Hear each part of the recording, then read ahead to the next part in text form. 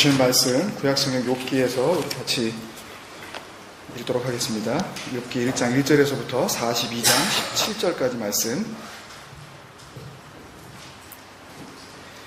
다 읽으셨으니까 1장 1절에서부터 5절까지 그리고 마지막 42장 10절에서 17절 같이 찾으셔서 저하고 함께 교독하도록 하겠습니다.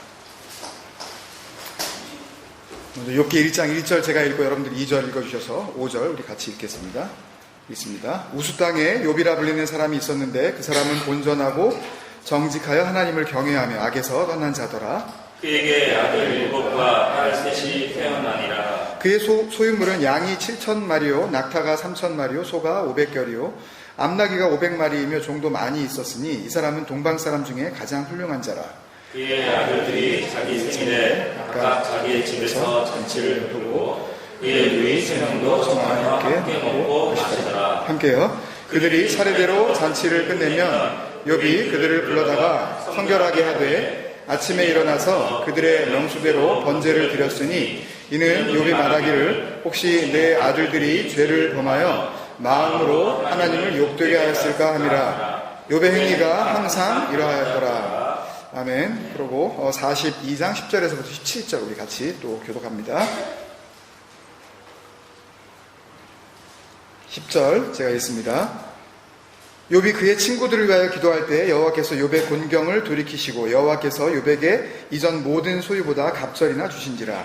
이에 그의 모든 형제와 자매와 이전에 알던 이들이 다 와서 그의 집에 와서 그와 함께 음식을 먹고 여호와께서 그에게 내리신 모든 재앙에 관하여 그를 위하여 슬퍼하며 위로하고 각각 쾌시타 한 개씩과 금고리 하나씩을 주었더라. 여호와께서 욥의 말년에 욥에게 처음보다 더 복을 주시니 그가 양 14,000과 낙타 6,000과 소 1,000결이와 암나비 1,000을 두었고 또 아들 7과 딸 3을 두었으며 그가 첫째 딸은 여미마라 이름하였고 둘째 딸은 그시아라 이름하였고 셋째 딸은 게르나북이라 이름하였으니 함께요. 모든 땅에서 욥의 딸들처럼 아리따운 여자가 없었더라. 그들의 아버지가 그들에게 그들의 오라비들처럼 기업을 주었더라. 계속이요. 그 후에 욥이 140년을 살며 아들과 손자 4대를 보았고 욥이 늙어 나이가 차서 죽었더라. 아멘. 주님의 말씀이 정말 내 삶을 비춰주옵소서. 그런 마음으로 같이 고백하겠습니다. 주의 말씀이 내 인생의 빛입니다. 시작. 주의 말씀은 내 인생의 빛입니다. 주의 말씀은 내 삶을 변화시킵니다. 주께서 말씀하신 대로 나는 하나님의 사랑받는 자녀입니다. 나는 축복의 통로입니다. 오늘도 주의 말씀에 마음의 문을 엽니다. 나에게 말씀하여 주옵소서. 듣고 깨닫고 말씀대로 살겠습니다. 아멘. 우리 인사 나누실 때 말씀대로 삽시다. 한번 인사 나누실까요? 말씀대로 삽시다. 삽시다. 네. 잘 지내셨어요? 집사님 말씀대로 참 많이 덥습니다. 그래서 이게 멜번스럽지 않은 날씨이기 때문에 우리 생활의 어떤 이 활동하는 어떤 이 움직임들도 다 좀 영향을 받는 것 같습니다. 제가 아는 어떤 분은 나이가 이제 70이 되셨는데 호주 분이신데 이건 지금 설교 원고에 없기 때문에 지금 통역이 어떻게 될지 모르겠지만 멜번에서만 사시고 멜번에서만 계셨고 한 번도 외국에 안 나가셨대요. 근데 자기 70평생에 이런 건 처음 봤대요. 이렇게 3월달이 돼가지고 막 연속으로 30도가 넘는 날이 계속되는 그런 날씨는 참 특이하다. 그렇게 이야기를 하는데 어쨌든 더운 날씨 가운데 여러분들 영육간에 정말 건강하시기를 주님의 이름으로 축원드립니다. 아멘. 지난주에도 좀 준비는 했지만 이 기계를 우리가 잘 모르고 또 그런 것들이 좀 잘 준비가 안 돼서 제대로 좀 못 들으셨는데 오늘은 지난주보다는 조금 더 준비가 된 것 같아요. 그죠? 다 들리셔요? 들리셔요? 아직 말을 안 했습니까? 뭐 말 좀 해보세요. 우리 통역해 주시는 우리 수진이하고 사무엘 뒤에 있는데 들려요? 들리세요? 주파수가 안 맞으시면 주파수가 어디인지 이렇게 좀 돌려보시고 하셔서 맞추시고 그렇게 들어가시면 좋겠습니다. 조금 부족할 수도 있고요. 준비된 상황이 제가 또 설교를 하다가 이렇게 준비된 대로만 이렇게 전달하지 않을 때도 있기 때문에 이렇게 통역을 하면서 잠시 멈칫하더라도 여러분들이 또 설교에 또 집중해 주시고 그래서 이런 것들이 우리가 자주 이렇게 훈련이 되어져서 그래서 우리뿐만 아니라 또 이런 예배의 환경이 필요한 사람들에게 계속해서 우리가 주님의 사랑을 흘려 보내줄 수 있도록 그렇게 우리가 준비되어져 왔으면 좋겠습니다. 에덴에서 반모까지 15번째 시간이고요. 구약 성경으로 봤을 때는 이제 18번째 책을 우리가 이제 같이 보게 됩니다. 조금 길었죠. 그 전에 이제 짧은 책들이 이제 쭉 이렇게 나오다 보니까 좀 많네 하는 생각이 드셨을지 모릅니다. 조금씩 이제 훈련이 돼가고 들어갔습니다. 옳게 오고 있는데 우리가 함께 정말 은혜 가운데에서 잘 감당이 되어졌으면 하는 그런 바람입니다. 이 성경에 있어서 이 성경 그 한 권 자체로 물론 우리가 봐야 되지만 이 성경을 책별로 이렇게 좀 구분을 합니다. 그 특성에 따라서. 그래서 이 욥기는 시적인 표현 그리고 찬송 뭐 이런 것들이 많이 들어있는 그 시가서라고 불리우는 그 책에 같이 포함이 되어 있기 때문에 그 5권의 책, 그러니까 욥기, 시편, 잠언, 전도서, 아가서 가운데 첫 번째 책이 이제 바로 욥기가 되겠습니다. 특히 오늘 욥기를 비롯해서 잠언, 전도서, 이 프로버브하고 이 에클레시아스테스라고 하는 이 3권의 책들을 따로 구분을 해서 이것을 지혜서라고 이제 부르기도 합니다. 그래서 이제 시가서 5권 중에서 먼저 지혜서 3권을 묵상하겠습니다. 무슨 말씀이냐 하면 오늘 이제 욥기를 우리가 한 주 동안 쭉 이렇게 읽어왔잖아요. 그러니까 다음 주는 욥기 뒤에 원래 뭐가 있어요? 성경에는 시편이 있는데 시편은 조금 뒤로 미루고 할렐루야. 그리고 뒤에 있는 뭐를 잠언을 우리 다음 주에 같이 묵상하고 그렇게 구식사님께서 또 순서를 그렇게 우리에게 올려주시겠습니다. 그리고 그 다음 또 주에는 3월 넷째 주에는 3번째 지혜서인 전도서 그렇게 하고 나서 이제 조금 호흡을 가다듬고 드디어 그곳을 향하여서 우리가 전진하여 나가도록 그렇게 하겠습니다. 욥기를 비롯해서 잠언과 전도서를 지혜문학, 뭐 위즈덤 리터레처 혹은 또 지혜서 전문 이 신학 용어로 이제 사피엔셜 북스라고도 하는데요. 이 지혜서라고 할 때 그 지혜라는 말을 우리가 들으면 요 책들을 읽으면 내가 지혜를 얻겠구나. 단순히 그러니까 이 책들을 읽으면 머리가 좋아진다 라는 그런 의미에서의 지혜서가 아니라 이 책을 통하여 진짜 지혜가 무엇인지, 진정한 지혜가 무엇인지, 그리고 영원한 지혜가 무엇인지, 그러니까 다시 말씀드리면 이 땅에서 끝나버리는 그런 경계가 있는 지혜가 아니라 이 땅에서도 물론이고 언젠가 이 땅을 우리가 벗어나게 됐을 때 우리가 호흡하는 이 육신의 경계를 뛰어넘어서 여전히 지혜로서 그 능력을 발휘할 수 있는 그 지혜, 그 지혜가 무엇인지를 선포하고 있는 책들이 바로 이 지혜서들입니다. 욥기, 잠언, 전도서. 그러니까 이걸 읽고서 머리가 좋아지려나? 라고 이렇게 생각을 하시면 혹 그렇게 될 수 있을지 모르지만 그것과 하나님께서 주신 말씀과 그 의도는 사실 그렇게 결부되지 않는다는 것은 아셔야 됩니다. 물론 우리가 알다시피 성경의 모든 책들이 그 영원한 지혜에 대하여 말씀하고 있습니다. 그리고 성경을 통하여서 많이 우리가 참된 지혜를 얻을 수가 있습니다. 그렇지만 욥기, 잠언, 전도서 이 세 책들을 그 표현 기법, 기록된 방법, 그 스타일에 따라서 그렇게 이름을 좀 별도로 이렇게 붙인 것입니다. 그래서 성경의 지혜는 단순히 이 땅의 지혜만을 의미하는 것이 아니라 영원한 지혜지요. 영원한 지혜. 그것은 영원한 지혜라는 게 이런 거구나. 영원한 지혜가 이런 거네? 라고 하는 그 정보만을 제공하는 그런 의미로서의 책이 아니라 여기에 지혜가 있구나. 지혜로 가는 길이 여기에 있구나.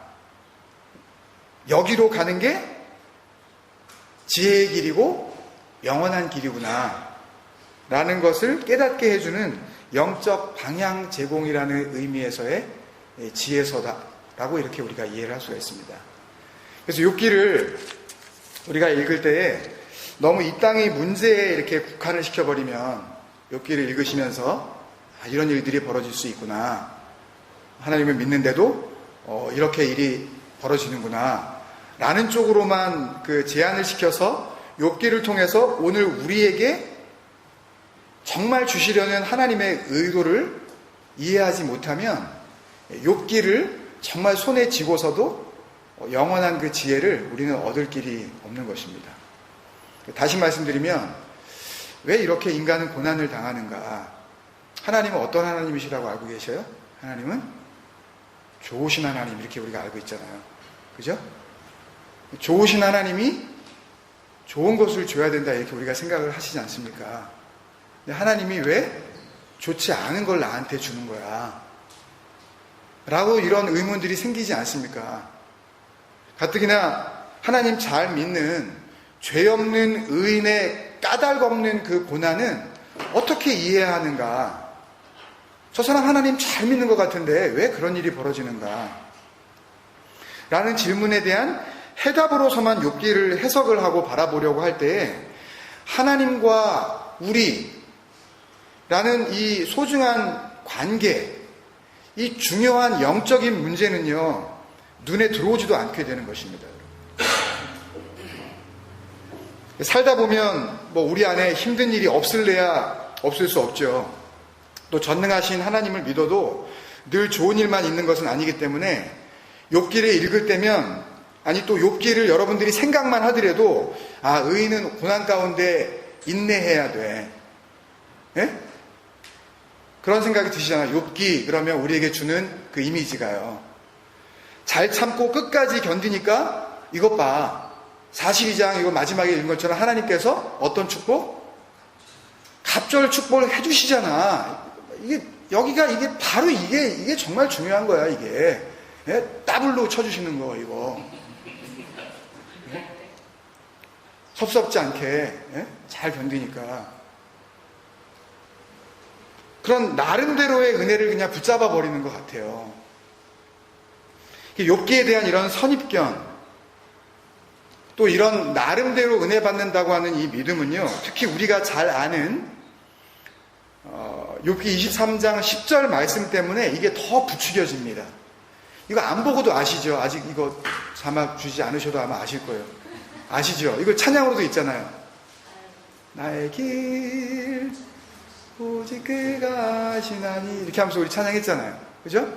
한번 해보실래요? 그러나 내가 가는 길을 그가 아시나니, 띄워주세요. 네. 시작. 그러나 내가 가는 길을 그가 아시나니 그가 나를 단련하신 후에는 내가 순금같이 되어 나오리라. 여러분, 이게 무슨 뜻이죠?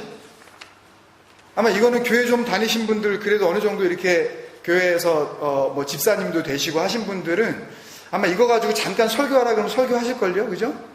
뭐 잠깐 하실래요? 네? 최욱희 집사님? 내 길은 나도 모른다. 내가 갈 길 나도 몰라. 근데 그 길을 누가 하신다? 주님께서 다 알고 계셔. 그래서 지금 그분이 나를 단련, 어떻게 해요? 정말 이 엄청난 고난을 통과시키시면서라도 나를 그렇게 단련, 막 두들겨 패서라도, 다 알고겠죠? 우리가 이렇게요. 그죠? 패서라도 나를 어떻게 되게 해주신다? 순금되게 해주실 거야. 그러면 갑자기 귀가 솔깃해지잖아요. 금, 그것도 pure gold. 예? 불순물 하나도 안 섞인. 얼마나 단련하고 때려주셨으면. 난 믿어. 최고의 것이 되게 해주실 거야. 그러니까 뭐 하자? 우리 다 같이 고난 가운데 인내하자. 참자. 이걸로 은혜를 받아버리고 이제 끝나요. 맞습니다, 여러분. 10명이나 되는 자녀들이 한꺼번에 몰살을 당했어요. 아까 집사님 그런 말씀 하셨지만 더 심한 고통이 있을 수도 있었다. 여러분 한번 그 교회를 한번 생각해 봅시다. 서울에 있는 한 교회에 지난 주일까지 열정적으로 말씀을 전하던 목사님이 갑자기 주중에 나이 50도 안 된 나이에 심장마비로 돌아가시고 갑자기 이번 주일에 말씀을 전할 자가 없다라고 한번 생각을 해 보십시오. 지금 바로 이 시간 그 교회에서도 1부, 2부 예배가 드려지고 있는데 이제 교회가 개척이 되어져서 하필이면 그 교회는 우리 교회하고 비슷하게 지난 4월 달에 개척을 했어요. 아직 1년이 채 되지 않았습니다. 그런데 그 열정적으로 말씀을 전하시는 정말 어떻게 보면은 예수님을 대신할 것 같은 그 목사님이 갑자기 그렇게 하나님 앞에 부르심을 받아버렸을 때 그분들 마음이 어떨까요? 지금.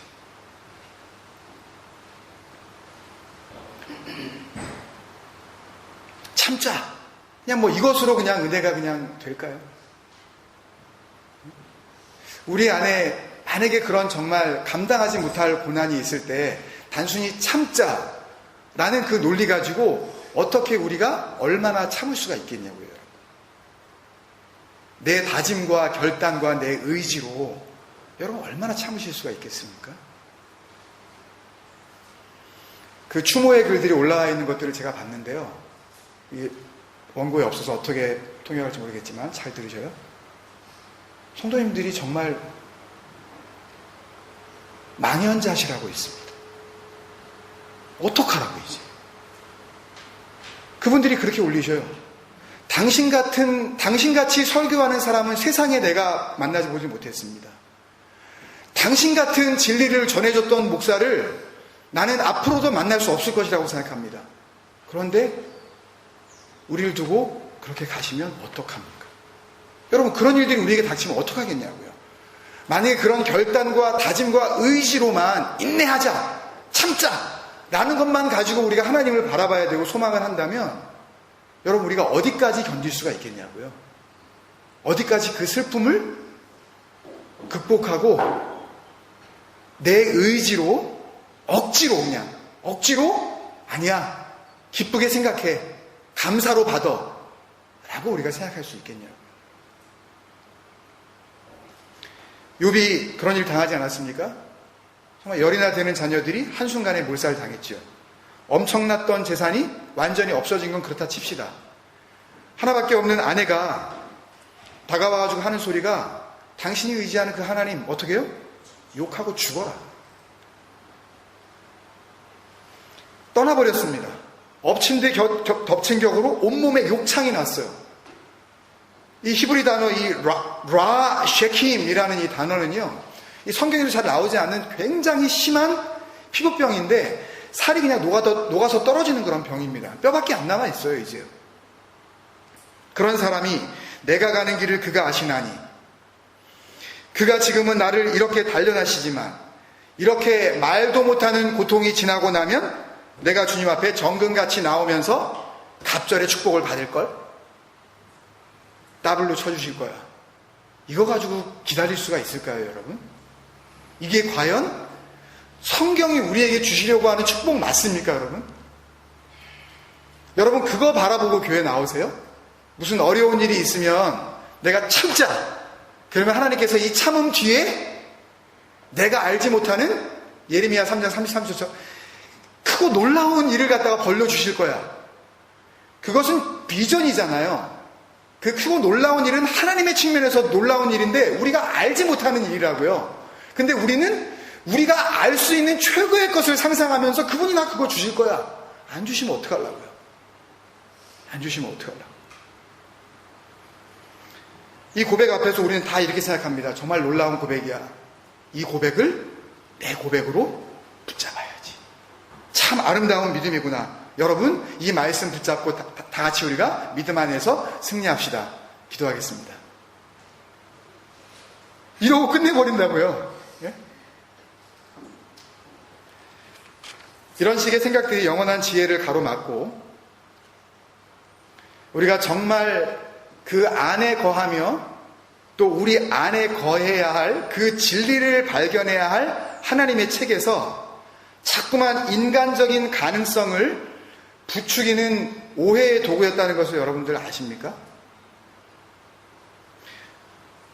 욥기에 나오는 많은 말씀들 가운데 우리가 가지고 있는 오해를 풀어야 할 많은 말씀들을 다 정리하려고 하면 시간이 너무 많이 걸리기 때문에 그 가운데 우리가 믿음으로 붙잡았었던 바로 이 말씀, 이 한 구절만 살펴보고 말씀을 정리하도록 하겠습니다.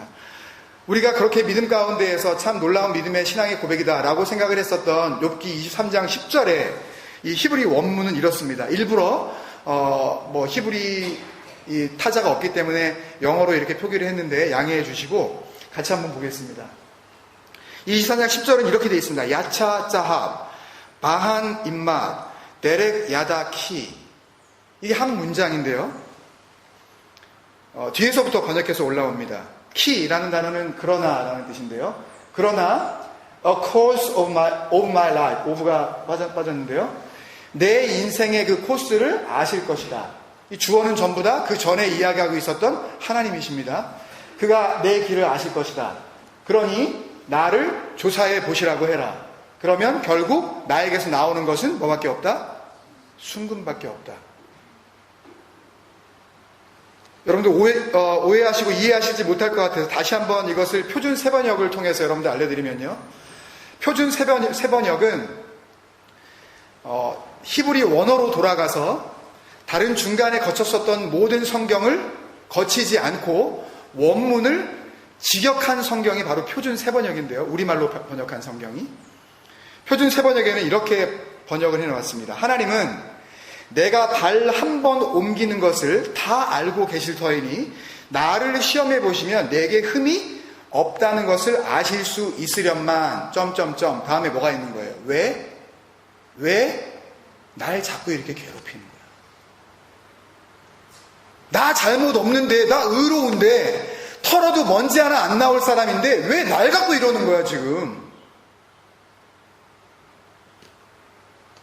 그것을 보충하는 공동번역이 이렇습니다.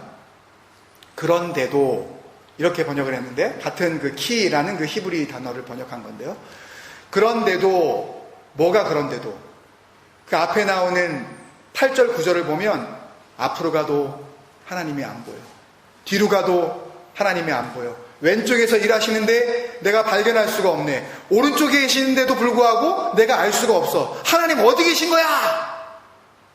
여러분 그렇게 소리지 않습니까? 하나님 도대체 어디 계신 거야? 있으면 좀 나와보라 그래. 좀 속 시원하게 좀 보여달라 그래. 그런 마음 안 드세요? 믿음 생활 하시면서? 그런데도 바로 그게 안 보이는데도 지금 뭘 하냐 하면 그는 나의 걸음을 낱낱이 아시네. 낱낱이 아시나니 털고 또 털어도 나는 순금처럼 깨끗하리라. 여러분 여기서 그 순금이라고 번역한 이 짜합이라는 이 단어는요. 히브리 단어 그 사전을 찾으면 골드라는 뜻도 있지만 오일이라는 뜻도 있습니다. 오일.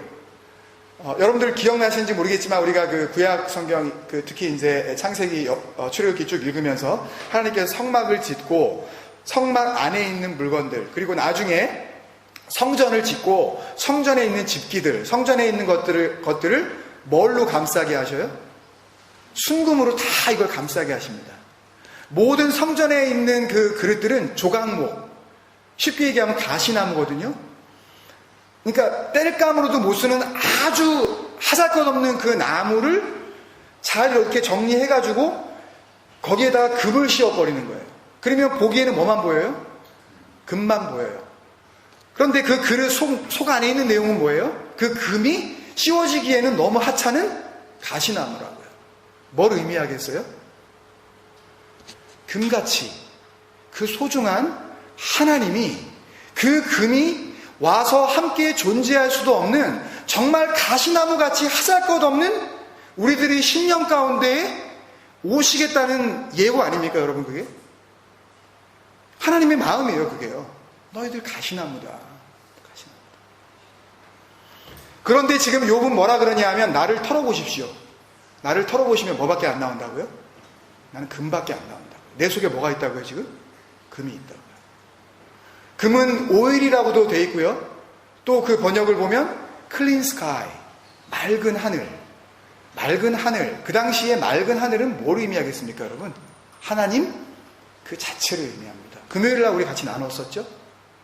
높이는 자는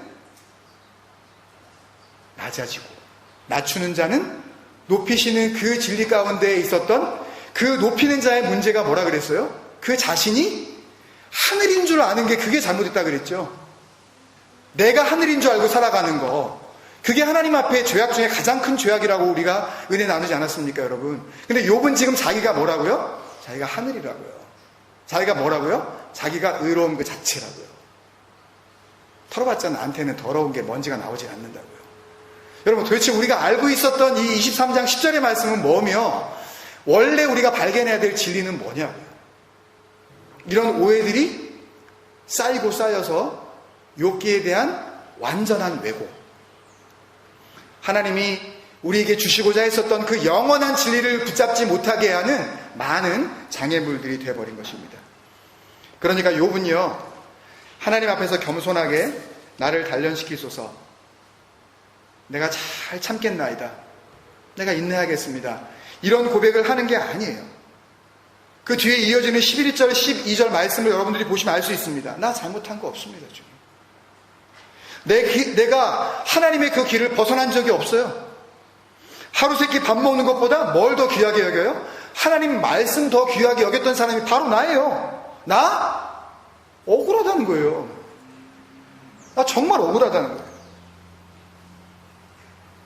여러분, 우리가 지난주에 나누었었던 에스더서, 거기에는 하나님이라는 그 이름이 한 번도 거론되지 않았어도 에스더서는 에스더를 위한 책이 아니라 누구를 위한 책이었습니까?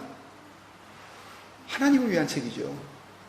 에스더의 이름을 높여주려고 에스더서로 이름을 붙여주자 라고 한 책이 아니라, 하나님의 이름이 한 번 기록되지 않았어도 그것은 하나님께서 영광 받으시고자 기록하게 하신 책임이 분명할 때에,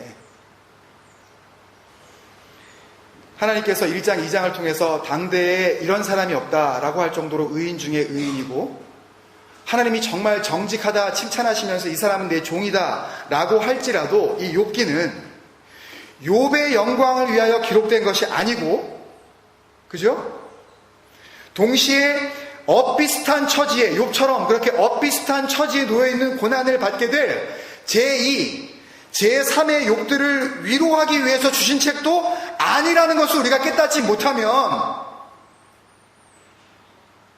그 위로의 책으로만 계속 이 책을 받아먹기 시작을 하면, 그러면 이 책은 땅의 경계를 넘어서 도저히 우리 안에서는 가능성을 발견할 수 없는 이 연약하고 죄악된 육신의 장막을 뛰어넘을 수 있는 그 영원한 지혜, 우리와 함께 하시려는 그 진리, 그것은 다 사라져버리고 너무나도 지극히 인간적이고 세속적인 땅의 지혜로 전락하게 되고 마는 것입니다.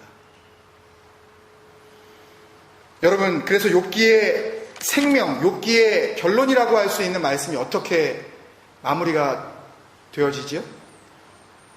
욥기는 42장 전체 가운데 1장, 2장은 맨 앞에 그 구조에서 말씀드린 대로 하늘나라에서 회의가 열리고 그 회의의 주제가 욥이었다는 것을 이야기하고 있는 내용이 실린 후에 3장부터 7일 동안 아무 말을 안 하고 있다가 갑자기 자기가 태어난 그 자체를 막 원망하고 불평하기 시작하는 욥의 고백으로부터 시작을 해서 37장까지 사람들의 끊임없는 대화가 이어지고 있다가 38장부터 그들의 모든 대화를 다 들으신 하나님께서 나타나심으로 마무리를 하고 있다고, 그렇게 결론을 지을 수가 있습니다. 그렇다면 이 책의 결론은 38장부터 있지 않겠습니까?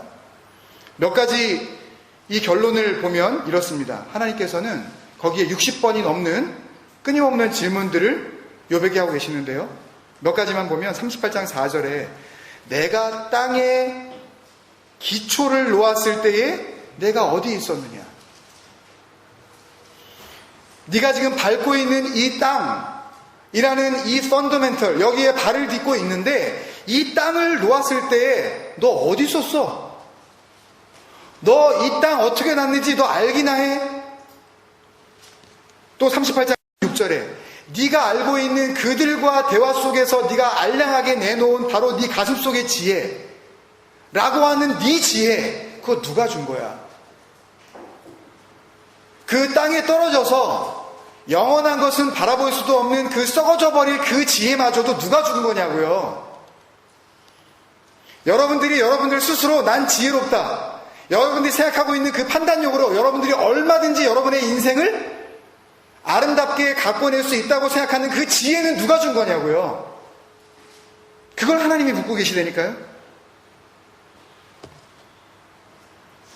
웃기는 질문도 하지 않습니까? 39장 1절에는 산 염소가 새끼 치는 때를 네가 아느냐? 암사슴이 새끼 낳는 거 너 본 적 있니? 그러시면서 40장 2절에 이렇게 하나님께서 마지막으로 질문하시지 않습니까? 트집 잡는 자가 전능자와 다투겠느냐? 이게 대답이 필요한 말입니까, 여러분? 그리고 이렇게 이야기하죠. 하나님을 탓하는 자는 대답할지니라. 누구에게 대답을 요구하고 있는 거예요, 지금요? 욥에게. 그러면 욥이 지금까지 보여주던 나름대로의 신앙, 어떤 어려운 일이 있어도 내가 모태에서 적신이 나왔은즉, 욥기 1장 20절 말씀, 역시 알몸으로 돌아갈지라 주시니도 여호와시오 거두시니도 여호와시니 여호와의 이름만이 영광을 받으옵소서 하는 그 모든 신앙의 출발은 누구였냐고 라고 주님께서 묻고 있는 거 아니냐고요. 그 신앙의 고백조차도 내 것이 아니라 하나님께서 그 가운데 주신 신앙의 고백이 아니라면 그 신앙의 고백마저도 네가 어떻게 할 수 있겠니? 그 신앙의 고백이 내 것이냐? 라고 하나님께서 묻고 계신 거라니까요. 여러분 하나님 믿으신다고 고백하십니까? 대답도 안 나오세요? 어이가 없어서? 그 아멘이라고 할 때 그 아멘이 우리 속에서 하나님의 허락하심으로 나온 아멘이라면 바로 그 순간에 아멘이라고 하는 순간에 진리와 나는 어떻게 된 겁니까? 하나가 된 거예요. 그래서 아멘이 놀라운 것입니다. 여러분 쑥스러워하지 마세요. 아멘. 내가 뭐 믿음 좀 있다고 내가 뭐 나댈 그게 아니라 내가 정말 그런 불가능을 내가 절감하면서 주여 그것이 정말 내가 그렇다고 내가 믿습니다 라고 아멘 할 때에 그 진리가 내 안에서 이미 역사하신 것이며 내가 동의하는 그 순간 내 안에 하나님의 나라는 이미 이루어지기 시작한 거라고요.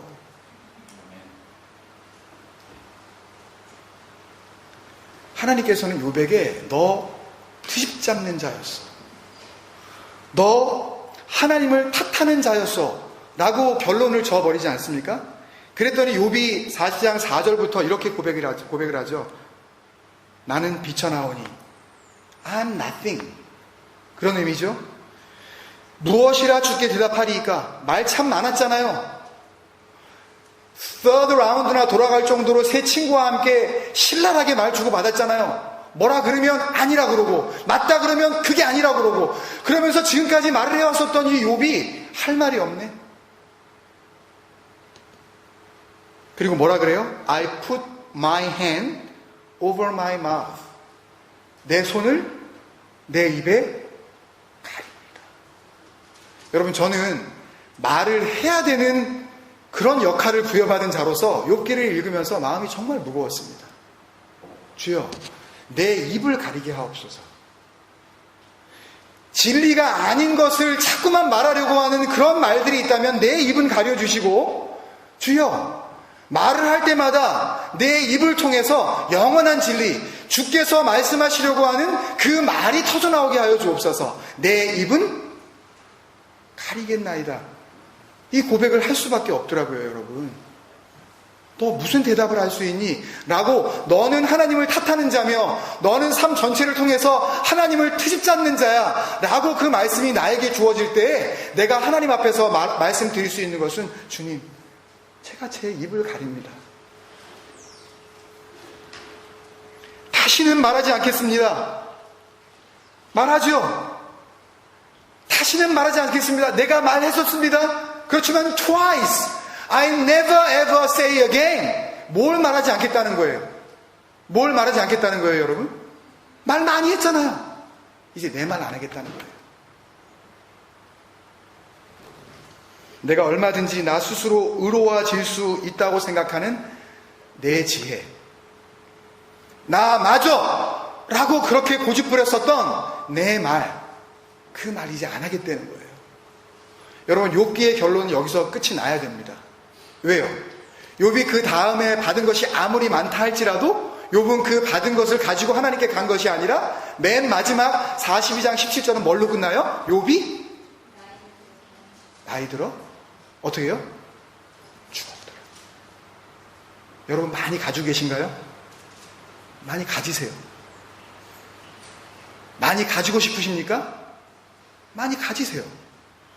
그러나 그것이 우리를 하나님 앞으로 절대 인도하지 못한다는 것을 알지 못하고 가지려 할 때에 우리의 가짐은 하나님과 나의 관계를 이어주는 축복이 아닌 저주로 작용하게 될 것이라는 것을 기억하셔야만 합니다. 여러분, 오늘 우리가 찬양하면서 또 먼저 우리의 마음을 열어주셨고, 또 어찌 보면 우리가 잘 이해가 안 될 수 있는 많은 단어들이 나열된 이 욥기를 통해서 또 우리에게 주시는 은혜가 우리 각자의 나름대로 받을 만한 그런 은혜로 주셨을지 모르지만, 이 시간 그 은혜를 우리가 하나님의 진리 앞에 같이 하나로 모아드렸으면 좋겠습니다. 아멘? 그 마음을 가지고 나는 신실하지 못해도 하나님은 신실하십니다. 하나님께서 너 모르지. 그리고 하나님께서 우리를 조롱하시겠습니까? 너 모르지. 난 알아. 지금 이렇게 우리를 가지고 장난치시는 거겠냐고요. 너는 아무것도 아니기에 너 의지하지 말고 나를 의지해. 내가 답을 줄 수 있으니까 네 안에서 답을 찾으려고 애쓰지 말고 내 안에서 답을 찾아.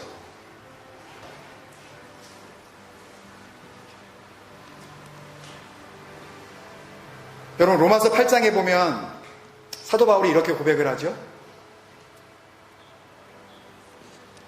육신의 생각은, 로마서 8장 6절입니다. 육신의 생각은 사망이요 영의 생각은 생명과 평안이니라. 육신에 있는 사람은 하나님을 기쁘시게 할 수 없느니라. 육신에 있는 사람은 하나님의 법을 지키지 못할 뿐만 아니라 지킬 수도 없다. 그러시면서 너희가 육신에 거하면 하나님의 영이 너희 안에 거하지 않는다고 하시면서 그리스도의 영이 없으면 뭐라고요? 그리스도의 사람이 아니라. 하나님이 우리 육체 가운데 호흡이 끊어지는 그 순간 하나님은 뭘 찾으려 하시겠습니까, 여러분? 하나님이 줬던 거 다시 찾으려고 하시겠죠. 그게 뭐예요? 그게 하나님의 호흡. 하나님께서 흙으로 사람을 지어 놓으시고 불어넣으셨었던 바로 그 생명의 호흡. 그 진리의 영, 그 그리스도의 영을 다시 되찾으려고 하시지 않으시겠습니까? 금요일날 발인 예배로 화장을 해버린 그 목사님은 한 줌 죄로 변해서 조그만한 박스에 그렇게 들어가서 안장이 되었습니다. 그분의 육체는 보이지 않는 것으로 사라졌을지 모르지만 그분 안에 거하셨었던 진리의 영은 그분의 몸을 떠나 원래 주인이셨던 하나님의 품으로 돌아가신 것입니다. 그것이 생명이고 그것이 평안입니다. 우리 안에 진리를 담으려고 하지 아니하고 말씀을 보는 끝끝내내 자기의 의를 자랑하고 자기의 만족을 추구하려고 할 때에 그 진리의 영은 우리 안에 거하실래야 거하실 수가 없게 되는 것 아니겠습니까? 여러분, 이 찬양에 우리의 마음을 담읍시다. 여기에는 이렇게 돼 있죠. 주사랑을 뭐라 할까? 다시 자기 스스로 고백을 합니다. 하나님께서 질문하셨던 그 많은 질문 가운데 다시 한번 나 스스로 나에게 질문하면서 그 사랑을 그러면 내가 뭐라고 말을 할까?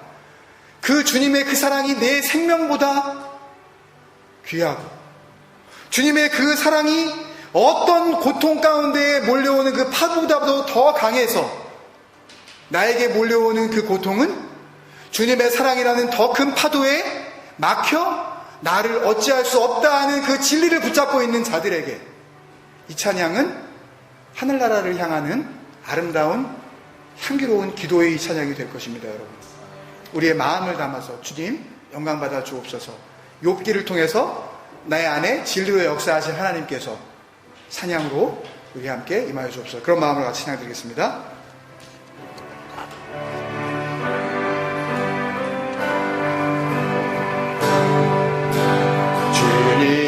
주님은 신실하고 항상 거기 계시네.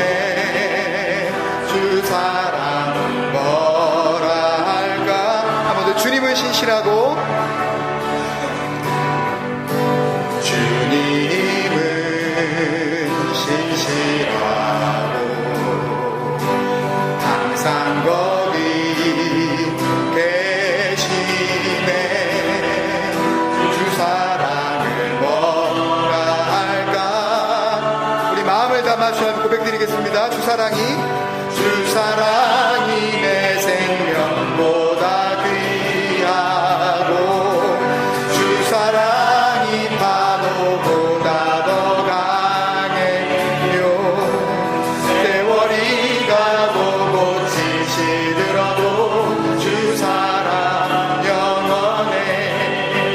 주님 사랑 신실해. 주 사랑이 내 생명보다 주 사랑이 내 생명보다 귀하고 주 사랑이 파도보다 더 강해요.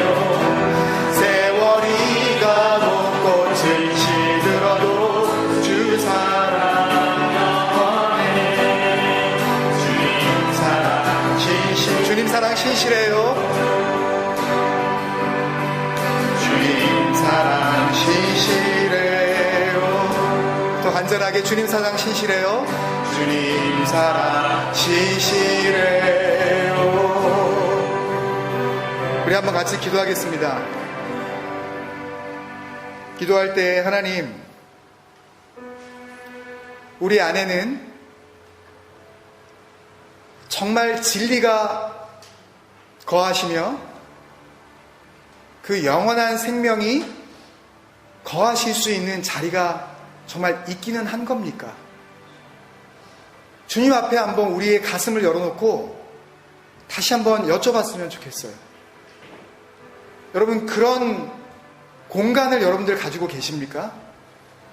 그런데 문제는요, 그 진리는 우리 가운데 들어와 다른 것과 공존하기를 원치 않으십니다.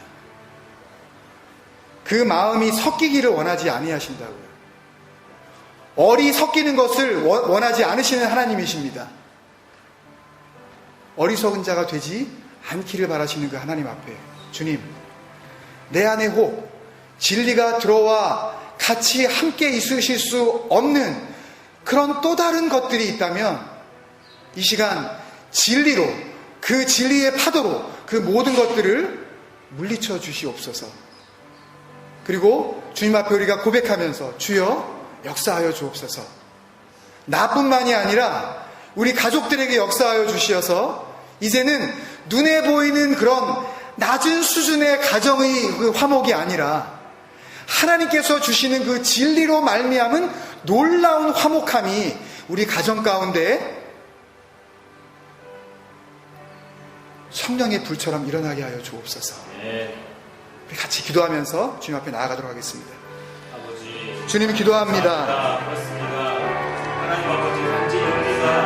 하나님 아버지, 아버지여, 주님의 그 위대하시고 놀라우신 창조의 능력 아래 우리의 가슴으로는 도저히 담아낼 수 없는 그 진리의 근원, 깨닫게 하시니 감사합니다. 어떤 많은 말로도 하나님의 그 마음을 설명할 길이 없는 그 아버지의 마음 앞에, 아버지 하나님, 내가 도대체 무슨 말씀으로 주님 앞에 대답을 하여야 할지, 없어지고 사라지고 썩어져 버릴 그 지혜의 대답을 가지고 주님 앞에 나아가지 말게 하여 주옵소서. 욥은 스스로 그렇게 고백을 했습니다. 내가 스스로 이 모든 말들을 거두어드리고 주님 앞에 내 죄악을 회개합니다. 아버지 앞으로 돌이켜 나아갑니다. 내 입에 있는 천천만만의 말로도 설명할 수 없는 아버지의 아버지 되심, 하나님의 되심을 아버지 하나님 내가 인정하며 주님 앞에 나아갑니다. 아버지 하나님, 하나님 앞에서 나의 것을 의지하며 더 이상 아버지 앞에 트집 잡는 자의 삶을 살지 말게 하여 주옵소서. You, the person contends with the Almighty God. 하나님을, 아버지 하나님 거스르고 하나님을 탓하며 하나님 앞에 책을 잡으려고 하는 모든 삶들 가운데 주님 떠날 수 있도록 주의 역사하여 주옵소서. 가슴 속에 있는 지혜는 누가 준 것이냐, 이것을 알게 하시는 아버지 하나님의 영화는 누가 뜨게 하시는지, 아버지 그것은 붙잡게 하여 주옵소서. 영원한 지혜만이 우리가 붙잡아야 할 하나님께서 우리에게 주시고자 하시는 가장 좋은 것이라는 것을 깨달아 알게 하여 주옵소서. 주여 역사하여 주옵소서. 아버지 하나님 은혜 더하여 주옵소서. 사랑하는 아버지 은혜를 감사합니다. 욥의 신앙 고백이 하나님이 기대하셨던 그 모든 것이었다면 욥기는 아마 1장 21절로 결론을 맺었을 것입니다. 만약 모든 사람이 배신을 해도 나는 절대 그분을 버릴 수 없어, 하나님께서 복을 주셨으니 화도 주실 거야 라는 그 다짐이 정말 하나님께서 원하셨던 것이라면 욥기는 2장으로 끝을 맺었어야 될 것입니다. 그렇지만 왜입니까 주님? 왜 그 많은 말들을 하게 허락하시고 욥기 마지막에 아버지께서 등장하셔서 아버지의 말씀을 우리에게 이렇게 기록으로 남겨주셨습니까? 그 진리를 우리의 마음 가운데 품게 하여 주옵소서. 아버지의 뜻대로 행하는 자라야 아버지의 나라에 들어가겠다고 하신 그 주님의 말씀은 도대체 무엇을 의미하는지 이 교회가 알 수 있도록 주님 참된 은혜를 허락하여 주옵소서. 더 이상 눈에 보이는 행동으로 하나님을 기쁘시게 할 수 있다고 하는 그런 알량한 자기 의의를 내세우지 말게 하시며,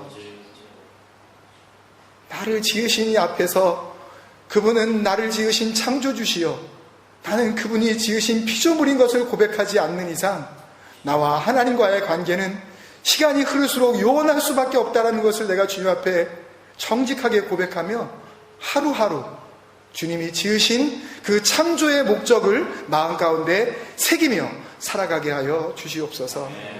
지난 한 주간도 아버지 하나님께서 그 창조의 능력으로 지켜보아여 주셨기에 우리의 코에서 호흡이 끊이지 아니하였고, 이 호흡 주신 이 생명으로 또 하루하루를 살게 하셨다가 예배로 모이게 하여 주신 것을 참으로 감사를 드립니다.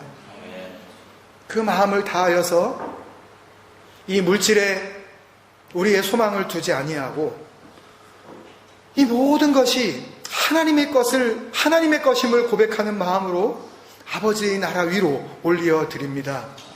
물질만 보지 마시옵시고 드려지는 이 예물 안에 담겨진 주님을 사랑하는 우리의 마음 아버지 기뻐받아 주시옵소서. 지금은 우리 주 예수 그리스도의 크신 은혜와 아버지 하나님의 극진하신 사랑하심과 성령님의 감화감동 내주 충만 교통하심이 이제는 아버지 하나님 앞에서 그 어미하신 창조주 앞에서 내 삶에 보이는 모습으로만 주님 앞에 내 믿음을 보여드리는 것이 아니라 내 전 인격을 들어 주님께서 나를 지으신 그 목적에 참으로 더 한 걸음 나아가는 그런 진정한 복된 삶을 살기로 마음 가운데 다짐하고 돌아가는 주의 백성들이 머리 위에 그들의 가정과 삶과 그 형편의 모든 지경 위에 이제로부터 영원토록 함께 하시기를 간절히 축원드리옵나이다. 아멘. 성령님 주옵소서. 소망으로 우리 채워주옵소서.